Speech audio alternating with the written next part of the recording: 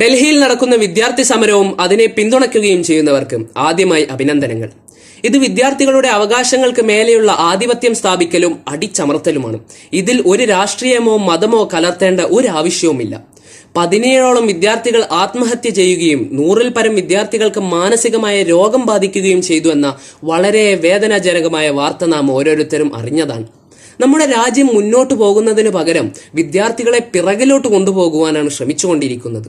വികലാംഗ കോട്ടയിൽ അഡ്മിഷൻ കിട്ടുവാൻ വേണ്ടി സ്വന്തം കാലുകൾ വരെ മുറിച്ചു കളയത്തക്ക വിധം അത്രത്തോളം ആഗ്രഹം ജ്വലിച്ചു നിൽക്കുന്ന ഒരു പരീക്ഷയിലാണ് പരീക്ഷാ പേപ്പർ ചോർച്ചയും പരീക്ഷ റദ്ദാക്കലും തുടർക്കഥയാകുന്നതെന്ന് നാം ഓർക്കണം. ലക്ഷക്കണക്കിന് ജനങ്ങളെ ബാധിക്കുന്ന ഒരു പ്രശ്നമുണ്ടാകുമ്പോൾ ഉത്തരവാദിത്വമുള്ള ഗവൺമെന്റ് അതിന് ഉത്തരവാദിയായ മന്ത്രിയെ മാറ്റി നിർത്തുന്നതിന് പകരം വിദ്യാർത്ഥികളുടെ അവകാശങ്ങളെ അടിച്ചമർത്തുകയും എതിർക്കുകയുമാണ് ചെയ്യുന്നത്. കോക്രോച്ച് ജനതാ പാർട്ടിയും അവരെ അനുകൂലിക്കുകയും ചെയ്യുന്നവർ തെരുവിലിറങ്ങിയപ്പോൾ ഇതിനെ മറ്റൊരു രീതിയിൽ കണ്ടുകൊണ്ട് അവരെ ചുമന്നു മാറ്റിയതുകൊണ്ടോ അറസ്റ്റ് ചെയ്ത് ജയിലിൽ അടച്ചതുകൊണ്ടോ അവരെ വലിച്ചിഴച്ചതുകൊണ്ടോ തീരുന്നതല്ല പ്രശ്നങ്ങൾ. ഇത് യുവതലമുറയുടെ പ്രശ്നമാണ്. അവരുടെ ഭാവിയാണ്, അവരുടെ ജീവിതമാണ് ഗവൺമെന്റ് ഇതിലൂടെ തച്ചുടയ്ക്കുന്നത്. ഒരിക്കൽ ഡോക്ടർ APJ അബ്ദുൽ കലാമിനോട് ഒരു വിദ്യാർത്ഥി ചോദിച്ചു, what is the major strength and weakness of India?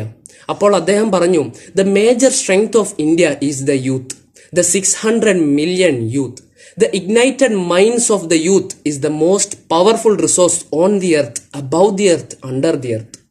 The major weakness of India is a nation dies without a great vision. You must have a vision.